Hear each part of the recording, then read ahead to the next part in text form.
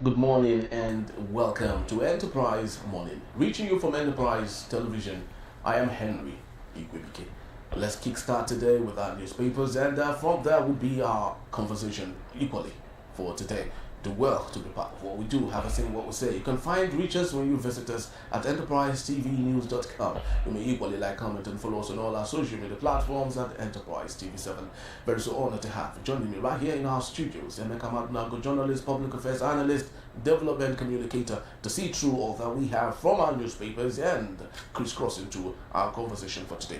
Good morning, Emeka. Yeah, good morning. Thank you so very much for your time as always. Now let's start with the Guardian newspaper for today. U.S. plans options to protect Christians in Nigeria soon. This case is not dying any time, and I do not know how we can actually solve this. But of course, this is part of our main conversation, which I would love us to dig deeper when we get to that. We have Labour Party leadership verdict alters opposition politics ahead of 2027. And let's start from there. Ironically, we have a little shift in the system now. Labour Party, Abure has been asked to leave. Nana Usman is now the substantive chairman of the party. And so many other things going on in our political terrain. How much of this would do the opposition to possibly go against the ruling party? Yeah, thank you very much. Yeah, it's they shot themselves in the foot. Who exactly? Yes, President Bola Tinubu, All Progressives Congress, Julius Abure, Nyesom Wike. They have been instrumental to the crisis in the Labour Party. It's clear for all to see. But you know what they ended up doing? Because the Supreme Court had ruled on this matter since last year. The Supreme Court said that the leadership of parties is the internal affair. Now, what did we have? We had Julius Abure going back again to go and litigate the decision of the Supreme Court. It's the same thing happened in the PDP. Sam Dadianya went to litigate the decision of the Supreme Court. But yesterday, the court told him, no way. Which court now exactly told him? No, Federal High Court. Okay. No, there are Federal High Courts in Abuja. Justice Lifu and the other judge, I don't forget the name of his lordship. But they came out to say, that, look, in the case of the Labour Party, that Abure's tenure has expired. And now that Nenadi Usman is the authentic national chairman of the Labour Party, and if they like, let them go to the appeal court. By the time they get to the Supreme Court will slam them with a heavy fine. Then, by the time give them and their lawyers a limited time to go and look for the money and pay it into the coffers of the Supreme Court. You remember when it happened in the case of Zamfara? When some lawyers still went to challenge the decision of the Supreme Court. And they were slammed with, I think, 60 million naira. So, of course, that's made Nigerian politicians, who love litigation, that made them to adjust. So look at, in the case of Labour Party now, they have now, you see, Peter Obi, is a very interesting politician. I thank God for what God is doing in his life. Quietly working, doing his thing. Now he has two solid blocks in his hands. He has the Labour Party, because don't forget, he still controls the Labour Party. He still has a governor in the Labour Party, Dr. Alex Oti. But you saying he is still in control of the Labour. I hope he would play the cards of Nyesom Wike at this point, because he had left the Labour Party. No, I'm coming to something. I was heading to somewhere.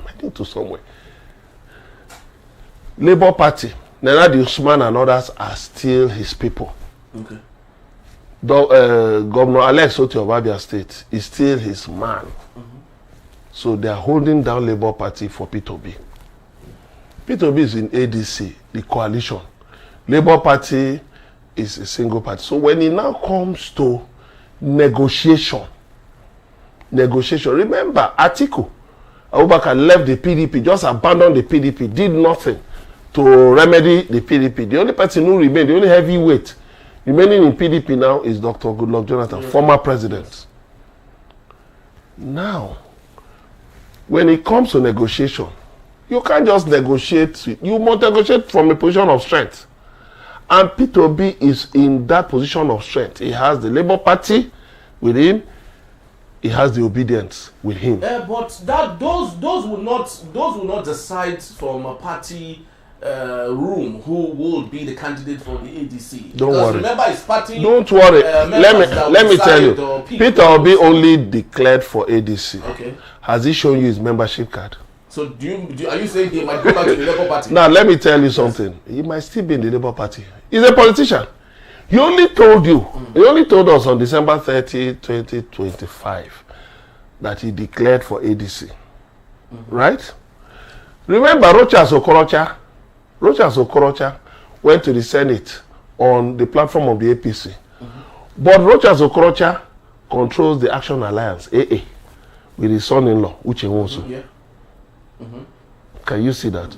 So Peter Obi has never shown any intention to destroy the Labour Party, unlike Nyesom Wike. And now Nyesom Wike's comeuppance is gradually, building up. Yesterday, of course, Sam Dadi Anyanwu, the former national secretary, which I said here, you can play back tapes where I said, that was in December, where I predicted what will happen.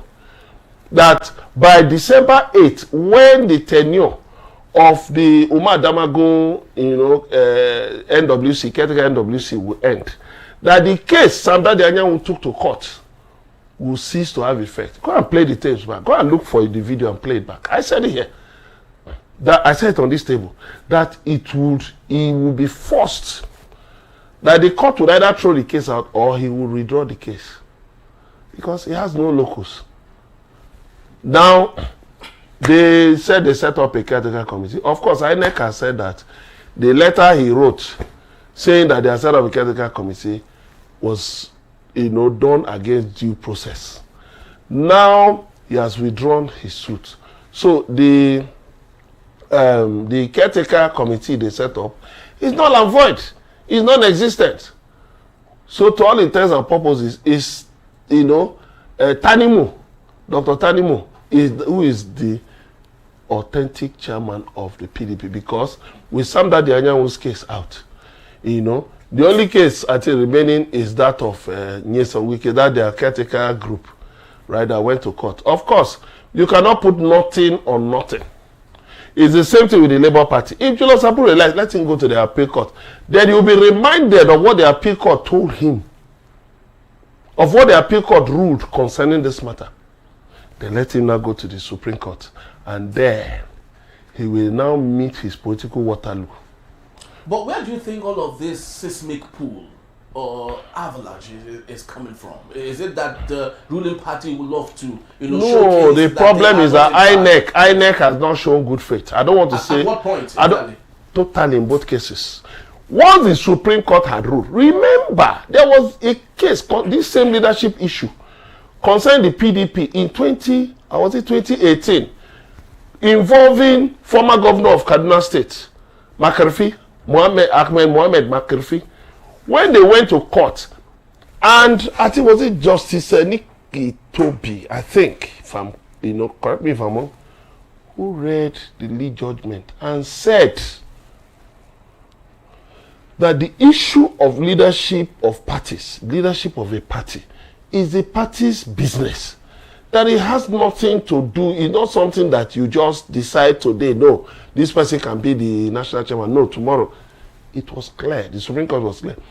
But knowing Nigerian politicians, they are never satisfied. There's a general delinquency among Nigerian politicians. They just love going to court, just to waste time. Sam Dadi Anyanwu knew that his case was just heading to nowhere, but just to waste the time of the court. And look at what his lawyer said, that they were withdrawing the case so as not to waste the time of the court. You are no longer interested in PDP. You are still holding the party down. How? At the behest of Tinubu. Or do you think Tinubu is not God? You don't know the way things will turn out. You don't know the way things will turn out because you will shoot yourselves in the foot. And that's what has happened. Now, INEC should show good faith. INEC should obey all court orders emanating concerning Labour Party and PDP. Show good faith. Let them stop playing. INEC should stop playing games so that we can have a virile political culture. That is what we demand. All right, so let's move to another story here. Emeka, we have federal government affirms plan to abolish HND, empower polytechnics to award degrees. I do not know what this man, Dr. Tunji Alausa, is really doing as the Minister of Education at this point, because it's all becoming evident that he is confused and does not understand why he's there. Polytechnics all over the world are created to provide for technologists, technicians, who are to fill in particular space in the ecosystem of engineering, technology, and currently what we have with IT and all. A situation where, because in Nigeria, we are more certificate-centric. Now, they are asking that HND be abolished and have polytechnics award degrees. Do you think we are getting it right at this point? I will disagree with you. The minister is not confused. The minister, I think, with due respect to you, the minister is acting in tandem with the realities of the time. What is the reality of Show me one polytechnic in the US. They've been changed to universities. Now just show me one. Because let me tell you something. They still award diplomas. They still award... I'm not talking of diplomas. Yes. We are talking of the degree. We are talking of the level from where you can get into the, get into the world of work. Okay. I think, was it not London Polytechnic? What used to be London Polytechnic that is now London, that now became London Metropolitan University. So what is important is this. If you want to make your educational qualifications globally acceptable, then it's better. I had said this. Turn them to universities. You have universities of technology. Turn them to universities of technology. The same thing you're doing with the colleges of education. Turn them to universities of education. But let them now be specialized institutions. So you don't need to, you don't need to now have that dichotomy. Because the thing has been, it has stymied the career progression of many Nigerians. Because they have their HND, they get to a certain level in the civil service, in the private sector, and they can't rise beyond that. So why do you keep frustrating people? Why? You see, even nursing, it has even permitted a nursing. You see many people who go to read nursing, when they finish and get this RN, registered nurse, RN qualification, instead of going to go and read midwifery and get RM or get R something, maybe obstetrics and gynecology, yes, or psychiatry or other things, you know what they do? They now go to the university. So after spending 3 years in school of nursing, they just go to spend another 3 years in university. Why? Excuse me. So that when they are pitching for jobs, looking for jobs abroad, they won't have to do IELTS. This English language, international English language test. They won't have to do IELTS. So that is still the dichotomy problem. Because the qualifications from School of Nursing, the schools of nursing are OND, registered nurse, you gotta get RM, is HND. So we need to sincerely upgrade our, yes, Nigerians love certificates. We know that. No problem. It is not a crime. It's just like children love ice cream. Will you tell children, ice cream will spoil your teeth, and so don't take ice cream? You know that that is a lost battle. Before the battle even starts, you have lost the battle. So is it not better? Yes, let the ice cream be available, but control it. So the same thing, you see, Nigerians love certificate. It's just like I was watching one business video the other day that said that if you look at these days, the Gen Zs, there's this peculiar thing about the Gen Zs. They are not like their older, the Gen X and the others, their parents, their grandparents and all of that, who prefer to own properties. You get, who prefer to own properties. That the Gen Z now prefer to rent. So you see, everything is now for rent.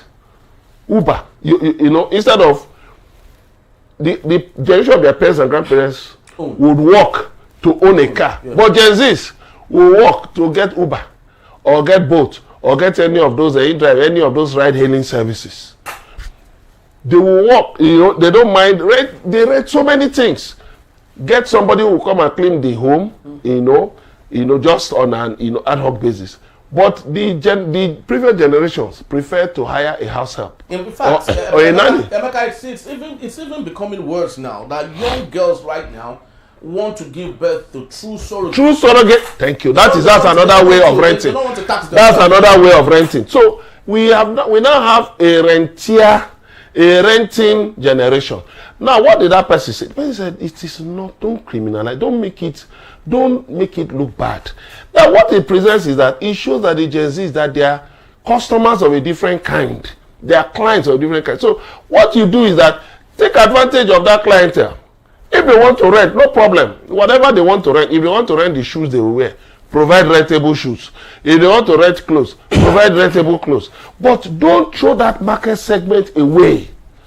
But Emeka, don't you think that rather than do this, because Nigerians were very good at bandwagon effect, who follow suit as other people are doing. I have some researched papers here, because you talked about America. Yes. And he said in the United States, right, these institutions called polytechnics emphasize applied hands-on learning with curricula designed to prepare students for technical careers. And here are numbers of some of these things. I didn't even know before now that the Massachusetts Institute of Technology, the renowned MIT, which is number one in the whole world when it comes to research, science, and technology, is a polytechnic. But what do they give? But they award degrees. Do they award HND? That's what I'm saying is this. Look, I am not removing the core. What I'm saying is this: it can be University of Agriculture, University of dance. It can be their specialization can be dance drama or agriculture or anything. But what I'm saying is this: due to the peculiarities, because MIT doesn't award, they don't award HNDs now. And MIT is called an Ivy League. It's an Ivy League school. Yeah. So you can see it that yes, this is the specialization, but what is the launch pad? What is the launch pad intended to achieve? That's the thing. I'm not HND, OND have become problems in Nigeria. Well, because so they are stagnating degrees, so they are stagnating careers. I'm sorry, they are stagnating careers. So why not just, if it is degree, BSc, whatever, that we settle the quarrel, settle it. But that doesn't remove the essence of, look at Avanikoko. It's not a college of education. Yeah. Yes. Avanikoko college, it's not a University of Education. Yes. I passed by that place some years, some months ago. University of Education, So what you need is this. Just make sure that the essence of setting up that institution is not lost. Because where we missed it was where some universities of technology were now offering courses like PR, mass comm, and all that. No, you miss it. You are derailing. Because there are millions of Nigeria. The World Economic Forum says that our population is likely to rise to 400 million people from 200 or 230 million that we are now by 2030. That is those from the global south. That's just about, I'm talking of Nigeria. Okay, Nigeria, okay. That's just about 4 years. That's just about 4 years away. Now, if our population rises to 400 million, right? I even saw one story this morning that Kano State is heading towards a disaster, birth rate disaster. That the way people are giving birth in Kano State, that observers are already shouting that this might lead to a population crisis. Can the resources of Kano State match the birth rate in Kano State? So you now find out a situation where we have a lot of young Nigerians who can be onboarded into technical courses, technical education. So whatever, just make sure the carrying capacity of universities is 4,000. That's why Delta State Government created 4 more universities. I made it 5. So that it won't be only Delta State University Abraka. Now they have a university in Agbo. They have one in Asaba. I went there, then it was Sadebe University, and honestly, the facilities I saw there, this TED Fund, TED Fund has actually been helping, institutions, with very solid structures. In the structures I saw there is Sadebe University in Asaba, very good structures, So they now have five universities. Now, what a Delta State Government official was telling me that the target of the government is that 4 times 5, 4,000 times 5, that's 20,000. So in a year, you can push 20,000, so that JAMB, you won't be having the issue of, many young people who should just go through tertiary education, being left stranded. So whatever it is, mine is that don't lose the core mandate, the core essence of those institutions. Call them universities. There's no problem. Call them whatever. There's no problem. After all, we had at the time we had the internet. We just had internet. We just had Google. But today you have AI. Now they even say that Nigeria has scored 93% in AI adoption. Nigeria, no light, no road, yes, insecurity, with open university, poverty, but Nigeria has beat China. China that's pouring in so much money. Nigeria has beat China, beat US, beat UK, beat Germany to be number 1 in AI adoption. Honestly, if our President Tinubu, it calls for celebration, he should declare a public holiday. It should just focus, just turn his government's attention to technology, to STEM, science, technology, engineering, mathematics. Just turn to STEM. Majorly adopt AI fully so that we can, because there is this thing about, there's this projection that Nigeria can make up to $15 billion from AI by 2030. If we do certain things, so I have nothing against it. I think I commend the minister. Let him go ahead. But please make sure that these institutions don't leave their core mandate and start offering some kind of courses that have nothing to do with technical education.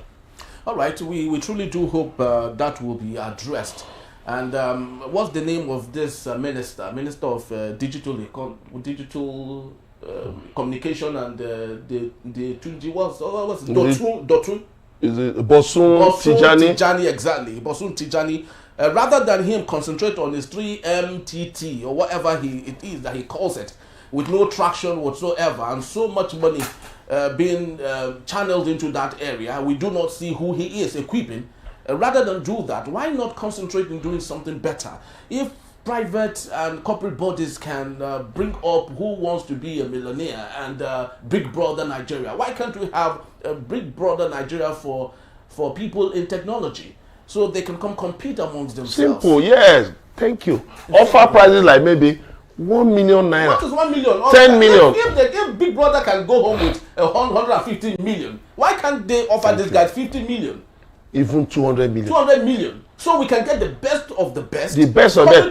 That will even cascade. That will cascade. And do it along states. You will just have the economy will just explode. You don't even need to borrow anymore because China will be coming here to open data centers. Different countries will be coming to Nigeria to open data centers. Because we have enough space for solar farms. Look at what they are trying to do in Unilag. A contract will be awarded to this CC, China Civil Engineering Company, to build a 7 megawatt solar, mobile solar station on the lagoon in front of University of Lagos. So imagine that kind of a thing. When Unilag doesn't have to bother about electricity anymore, do you know what that scholarship? You make people more, and then global attention. People will not be interested in Unilag. That for me will be a game changer. And I've been saying it. Unilag, I said, what are you doing with this vast waterfront? What are you doing with it? You're just complaining, hey, it costs so much for us to pay for electricity. It costs so much to do this. And you have a vast space, waterfront, that you can do so many things with. It takes thinking. Just think. The low-hanging fruits are there. Very well said. Catch them. Then you can now talk of how to climb the tree, whether you climb it or you use a ladder. But anyway, I never saw anybody who climbed a mango tree. It's a ladder. Well, we will just hope that will be achieved. I hope it is not another bandwagon effect by Nigerian politicians who know how to do what they know how to do best, just cheerleaders rather than being players in the game. I was going through a list of top universities around the world and institutions that are good at whatever, research, technology and all that. Nigeria is at 1,024, and that is University of Ibadan. That is where we are, 1,000 plus. That is where we are. Very so sad. And I hope that some of the things will be taken care of. So those who come out from our schools would come out as people who do not just go there to read engineering, but people who go there to become entrepreneurs in engineering and so many other fields of human endeavor. Emeka will still be here to take us on our main conversation. When we return, Kaduna crisis, stakeholders hit back after police deny mass kidnapping. In a beat, Enterprise Morning it is. Don't go anywhere. I'll be right back.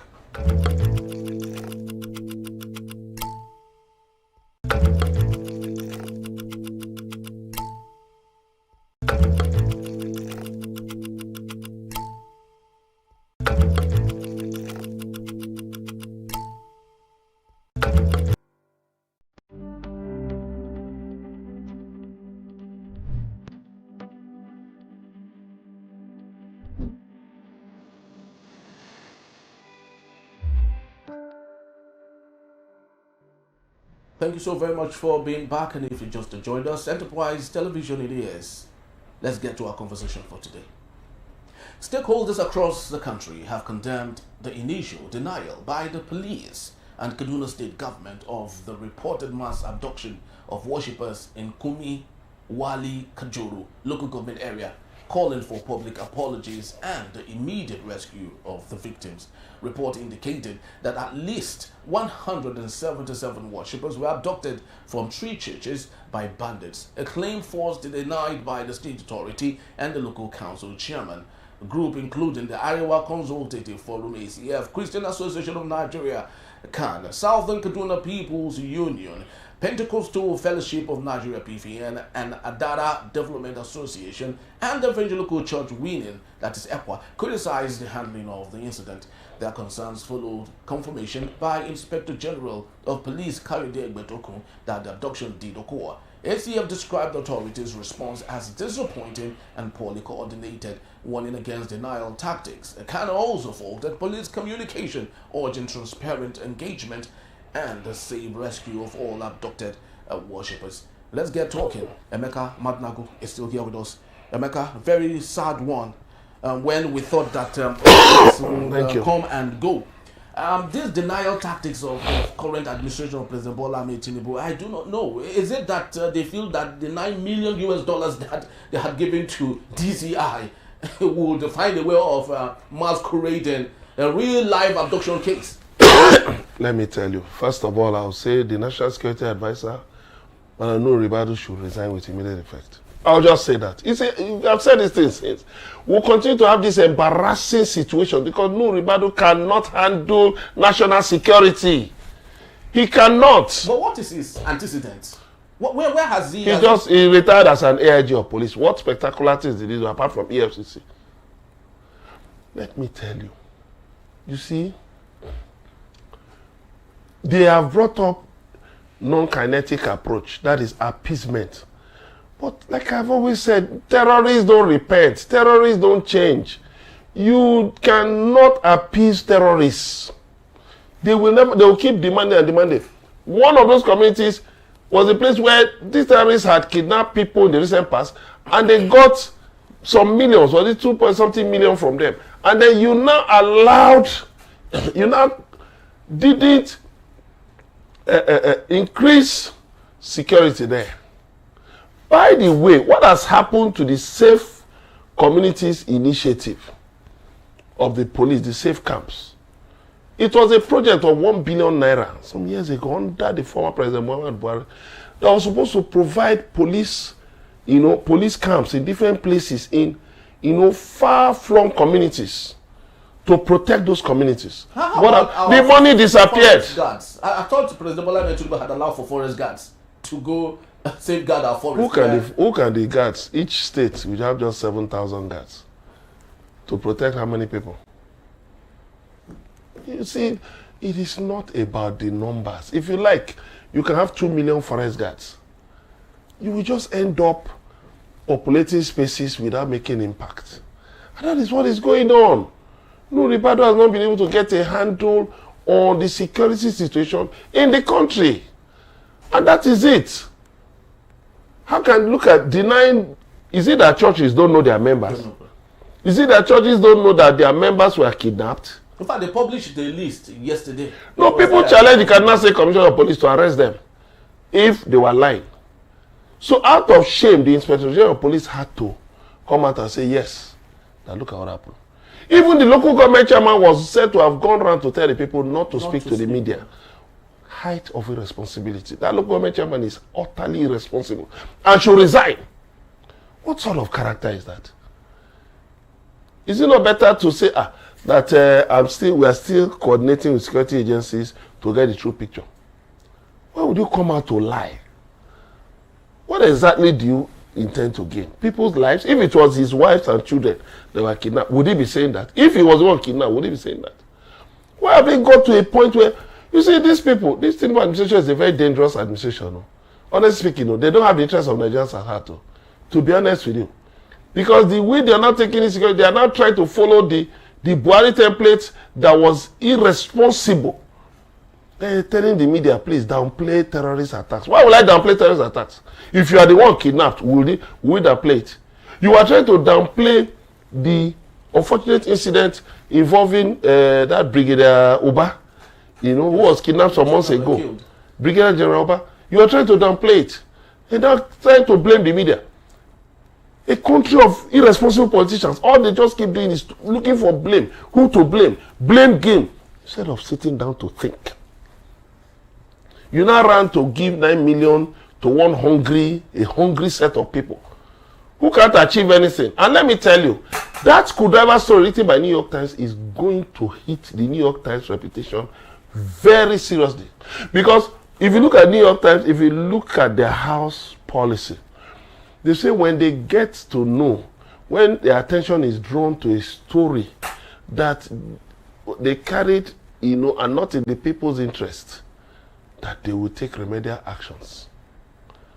That story was highly irresponsible. And I think to say that the president of the United States for the damages at this point. No, they will get there. Already people have written letters to the New York Times, waiting for New York Times to respond. Before, first of all, you have to do things one after the other. First of all, make them aware of the damage they have caused by that publication. Then, you now know what next steps. You now watch their reaction and know the next steps to take. But you see, that $9 million, like 13 billion naira, would have taken care of, boosting security across the country. Especially those. I know that the governor of Kaduna State, Uba Sani, has been trying to, reconcile, the communities. He has been trying, to reassure the people, bring peace back. But you see, the military has been pounding these terrorists in Zamfara, in Borno, in different places up north. So you will expect that they will move down south. Intelligence reports have shown them that these are the things that will happen. So these people will still engage in all these things, because you see, terrorists are criminals. They will never be satisfied. Even if you give them, even if you empty the treasury of Nigeria and give them, they can never be satisfied. If there's nobody else to kidnap or to kill, they start killing themselves. Because these are people who have sworn to a wrong agenda, a horrible agenda, and they cannot stop. You can only wipe them out. They cannot stop, no matter how you try to appease them. We are talking about kidnapping of people who were doing their thing in church. Just yesterday, that is, the suicide mission that happened in Borno that ended the lives of 5 soldiers and a policeman. Yes. So you can see how sad and bad the situation is. That's what we are telling Ribado. Trying to appease the terrorist through your non-kinetic approach is nonsensical. It will not achieve anything. It will only embolden these criminals. It will only embolden them. You see what the US has been doing. You see what they did in Syria. You killed Americans. They went and wiped out all of them. You don't. I mean, look at what the Kaduna State Government is doing. Exactly. You want to release 70 bandits. What sort of irresponsible conduct is that? What sort of people do we have in government? Are they thinking right, or is there a problem somewhere? I mean, you just wonder. Like they say, no wonder the snake is long. Because, I mean, when you have people who cannot, who cannot read the room. The US sent you equipment. The US has helped you in different ways. United Kingdom, France, and others, development partners have come to your aid. What is going on? Muhammadu Buhari paid, was it $1 billion for Tucano jets? Where are the Tucano jets? We were told that those Tucano jets will help them to deal with terrorists. Where are they? Now, Tinubu is talking of getting another set of jets, fighter jets. But thankfully, I praise the Nigerian military because being able to achieve so much with this kind of, convoluted political climate, honestly, it takes guts. I mean, where officers have said that they were close to wiping out Bello Tunji, that criminal, he will meet his Waterloo very soon by the grace of God. That criminal, they were close to wiping him out. And then they now got orders from above to step back. For what? Wipe out these fellows. Nothing will happen. Heavens will not fall. The world will remember you for staring them down. Not because Tinubu wants a second term. And then you are now doing all kinds of things. You will end up hurting yourself because, let me tell you, people are watching. The international community, they know the truth. They know the truth now. They can read between the lines. What is all this desperation for? What's all this desperation for? Jonathan was on the verge of wiping out Boko Haram. Your leaders, northern leaders, came out and said he was killing their brothers. What is really going on? Which is what is being repeated now. Now, a private firm wants to refine gold and lithium in Lagos. Northern Leaders Forum has come out to say, no, it is wrong. You should do it in... Is it the federal government that will... Hey, now wow. The state-run refineries under NNPCL have all collapsed. With all the abracadabra they played, the 4 refineries have collapsed. Totally. Now they want Tinubu to go and invest money in gold and lithium refinery. What is going on? Is it that they are governors? Some northern governors went to the United States, was it last year or year before last, to hold a security summit. At the end of the day, what came out of it? Instead of them to use that opportunity to look for investors to come and refine gold, refine lithium, refine other things, what are they doing? They're asking the federal government to still follow that same path of state-owned refineries. To now, come on. What is all this? But funnily, same states, would come together. Just a couple of weeks back, they came together. About 4 states in the northwest, I guess, of Nigeria, came together to float an airline. Already they've invested. They are afraid now of traveling on the road so that the terrorists don't start kidnapping them. Their wives and children too. I saw a video of one, was it a governor so whose family was traveling on the road, and there was it a fighter jet or a helicopter? Really? A fighter jet, yes, that escorted them. I mean, what is this? Waste of state resources. Waste of state resources. They want to float an airline. You think these terrorists cannot destroy your planes or destroy your airports? What is in your airline? Let me tell you. Look, I would urge President Bola Tinubu again, seize the momentum.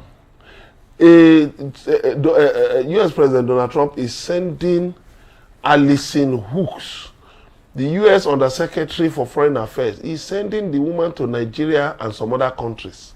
Now she's coming to Nigeria to deliver a specific message to President Bola Tinubu on Christian genocide. That you have to put a stop to it maybe to deliver an ultimatum.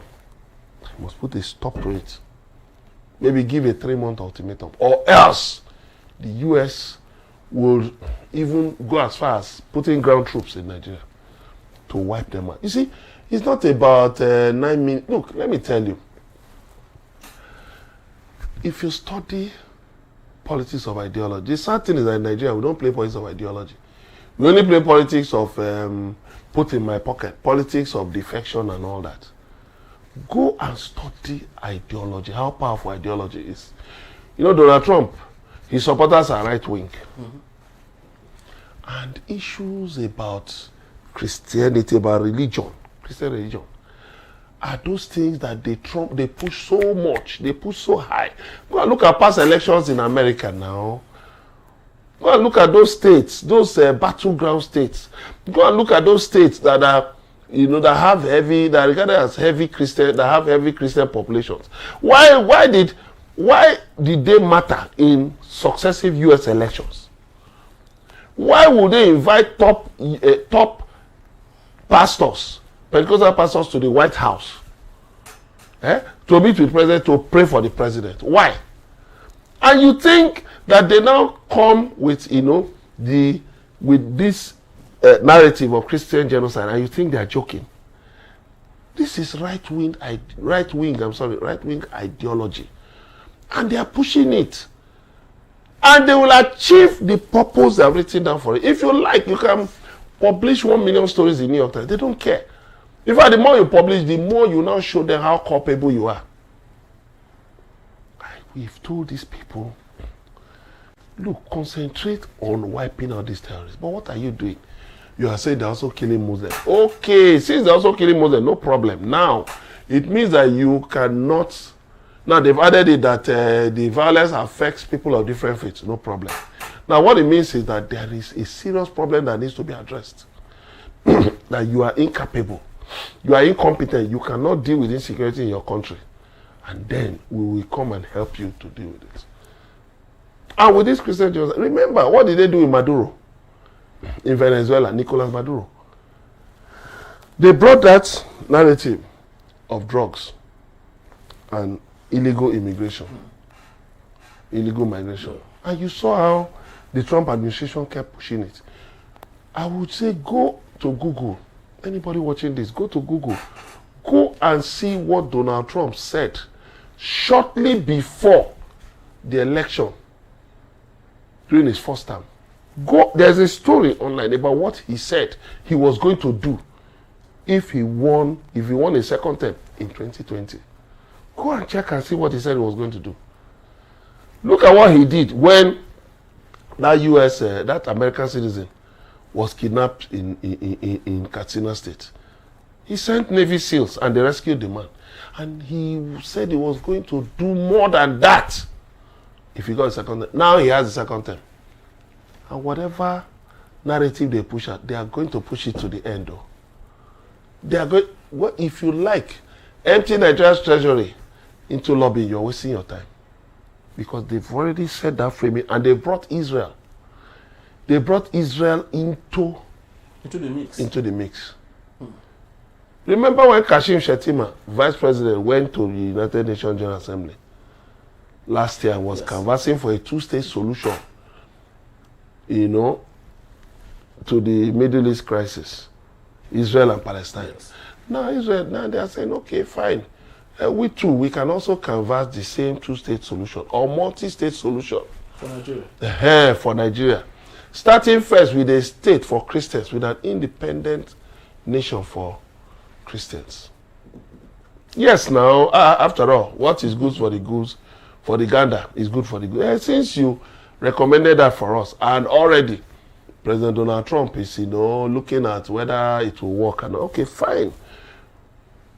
Let us look at Nigeria too. Let's try and carve out somewhere where Christians can be protected. What are you doing? You are unwittingly selling yourself short. And you know what? They will achieve it. Because the way Trump is going right now, the way he's going, he's talking of Greenland and all that, he's talking of China and all that. Let me tell you what he's doing. He wants to make sure that these big powers cannot stand in his way when he wants to deal with issues like Nigeria. Before he invaded Venezuela, China and Russia were aware. Yeah, they all stepped back. They stepped back. Yes, for him to do what. So if China and Russia now, the European Union has said they are going to suspend their trade deal with the United States. That's what Trump wants to achieve. That's what he wants to achieve. And then at the same time, you are still pushing back. You are still denying abductions. I think these people, they need to smell the coffee. They need to smell the coffee, because if they can really see what is coming, they will just quickly make amends. But it's okay. They can say it's a false narrative and all that. It's all right, no problem. I agree with them. They can go and put screwdriver stories in New York Times. Go anywhere. No problem. No problem. I wish them well. But at the end of the day, they will know that you don't play with a dangerous man like Donald Trump. Very well. You don't play with a dangerous man like Donald Trump. And I hope President Bola Ahmed Tinubu is watching at this point. And this is one situation he never thought would ever have happened to him. I remember before the election, he felt he was invincible. He felt everything was all clear. The road was okay. It's a home run for him. And now it's a different situation. And I hope that he will muster the muscle to know how to deal with it. That is, if the intention is there to deal with it with Nigerians as the most important thing, and not just his candidature and the 2027, which he looks up to. Thank you so very much, Emeka. Thank you very much. I appreciate your time. So that's our time. I'd love to say thank you. Please do well to follow us. You can find us at Enterprise TV 7. Equally, you might like, follow, and equally download to watch and share to your friends and folks, if you may, when you visit us at Enterprise TV 7 also. I am Henry Gubik. Have yourself a splendid day. It's been a wonderful episode with you, and I'll see you on